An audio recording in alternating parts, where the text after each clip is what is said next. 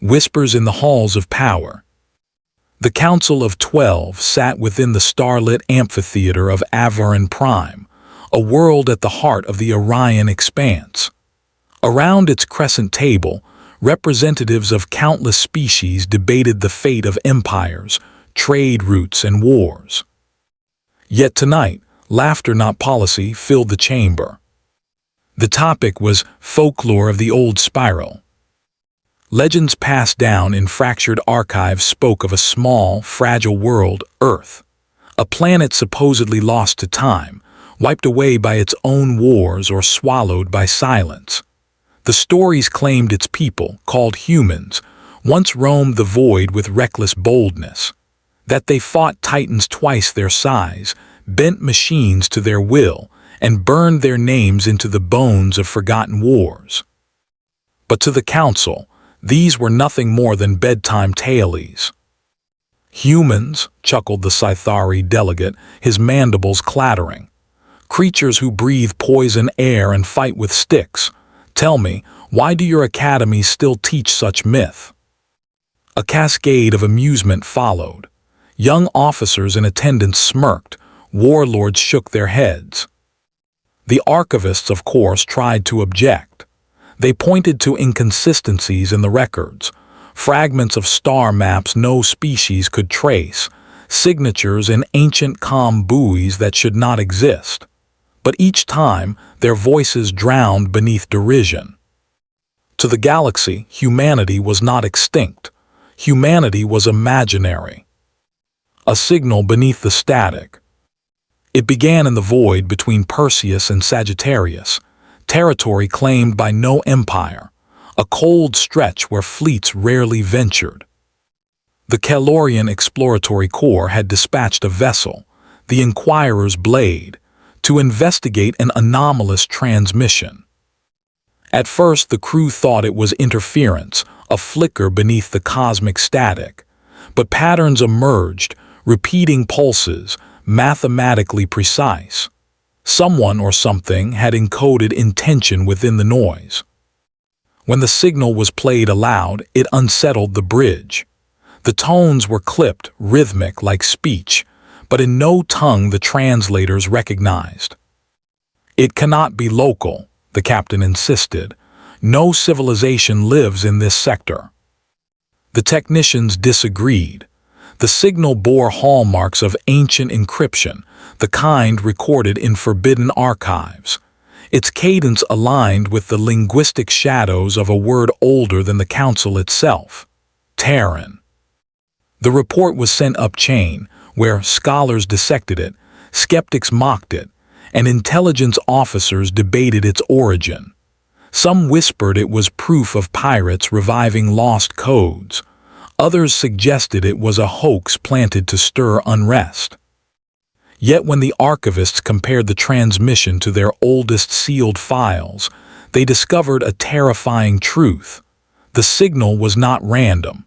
It was a reply. When folklore turned its head, the Council convened again, this time without laughter. A hollow projection filled the chamber, a repeating wave of sound, rough, guttural but unmistakably a language. Translation engines labored for weeks, layering probability on probability. When the first crude results came back, silence swallowed the chamber. To those who listen, this is Earth. You have spoken of us in whispers, we have heard. The words were jagged, incomplete, but their intent was undeniable. The delegates froze. For the first time in centuries, the Council's arrogance faltered. If Earth had perished, who now spoke in its voice? Some dismissed it as fabrication. Others called it impossible. But deep within the Council's archives lay relics no one dared publicize. Tactical records of fleets erased by unregistered combatants, ruins on fringe worlds carved with human symbols, and scattered myths that all shared one chilling detail. Humans always returned when least expected. The galaxy scoffed no longer. It trembled at the possibility that folklore had opened its eyes. The day Earth spoke in fire. Weeks later, the Perseus frontier flared with panic. A mining fleet, escorted by the proud warships of the Scythari, vanished. At first, reports claimed it was pirates. But then came the survivors' testimony, voices shaking as they described what blotted the stars. "A ship," one croaked through the emergency channel. "Not Scythari, not Council, not anything. It bore the emblem of a blue sphere half-shadowed. It spoke one word before firing. That word, translated into dozens of tongues, was Earth." The Council dispatched armadas, convinced they could swat away phantoms. But when the fleets arrived, they found themselves stalked by vessels unlike any on record. The ships were not grand cathedral spires like the Veyari, nor organic leviathans like the Drellics. They were angular, brutal machines of steel, black as night, lit only by piercing white-blue engines. No fleets maneuvered so quickly, no weapons fired so decisively. Every engagement ended the same way: alien admirals broadcasting demands, humans replying with a silence that bled into sudden violence. When Terran guns spoke, they did not roar, they ended. And as wreckage drifted across the frontier, the Council learned fear. Myths made flesh. The galaxy, once so certain of its dominion, found itself humbled. In every tavern, whispers grew.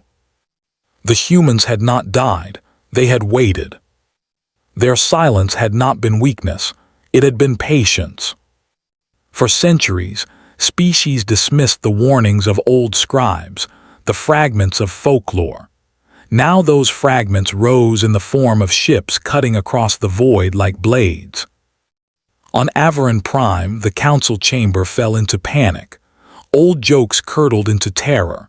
Generals demanded mobilization. Scholars begged for restraint. But before the council could decide, a transmission cut across every channel, every empire, every listening ear. A face appeared, human, unmistakable, eyes steady, voice iron. "You doubted us, you erased us, you made us folklore, but Earth remembers, and now so will you." The words carried no arrogance, no plea, only certainty. The chamber fell silent. Entire empires quivered. Even the warlords, once mocking, lowered their gaze. And as the message repeated across the stars, the galaxy whispered a truth too heavy to deny. Myths are real. Voices of arrogance. In the great marble halls of the Zaith Dominion, where banners of conquered worlds draped across vaulted ceilings, the topic of humans arose not as history, but as mockery. Counselor Voras tapped his claws against the obsidian table, his voice carrying disdain. "Humans again. Do you know how many cycles I've listened to fresh recruits prattle about them? They're nothing but campfire tailies meant to frighten hatchlings into studying harder. Fragile bipeds who supposedly challenged gods, rode fire into the stars and then vanished. Nothing more." A ripple of laughter surged through the chamber. Scholars from the Erden academies chimed in, quoting old verses stored in half-decayed archives. From Earth rose fire, from humans rose war. The lines were recited like bad poetry, their meaning long since diluted into fable.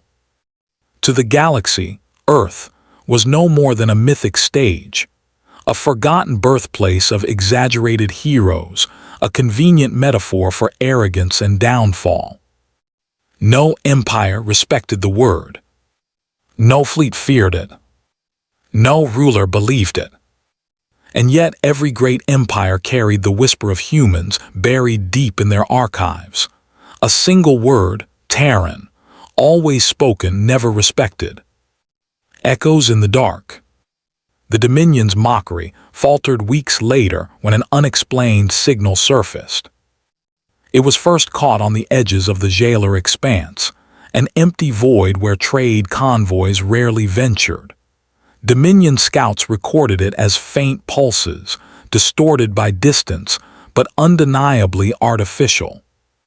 Probably remnants of some forgotten probe, one admiral scoffed. Or pirates masking their codes, another added.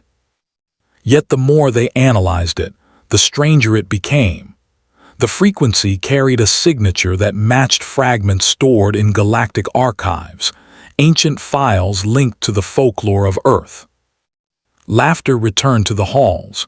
So the humans are calling us, from their fairy tale graves. Still, investigation was ordered, not out of